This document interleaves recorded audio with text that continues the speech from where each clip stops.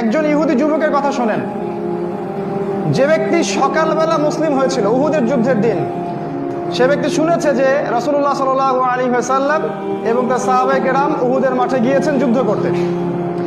এই ইহুদি যুবক চিন্তা করলো, আমার কওম যুদ্ধ করবে উহুদের মাঠে, আমি যুবক ছেড়ে ঘরে বসে থাকবো, এটা হতে পারে না।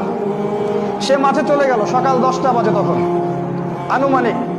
সে মাঠে গিয়ে আগে বলল সাহাবীদেরকে, আমি কি আগে যুদ্ধ করব না আমি আগে ইসলাম কবুল করব? সাহাবীরা বলল, আগে তুমি ইসলাম কবুল করো, সাক্ষী দাও কালিমার, তারপরে যুদ্ধ করো। সে ইহুদি যুবক, সে কিন্তু ইহুদি যুবক, সে কালিমা সাক্ষ্য দিল লা ইলাহা ইল্লাল্লাহ মুহাম্মাদান রাসূলুল্লাহ। এরপরে সে যুদ্ধ করলো এবং সে অনেকগুলো মুশরিককে হত্যা করে মারা গেল, শহীদ হয়ে গেল। আমাদের নবী সাল্লাল্লাহু আলাইহি ওয়াসাল্লাম যখন এই যুবকটার লাশ দেখলেন উহুদের মাঠে, তিনি বললেন, এ এখানে কিভাবে আসলো?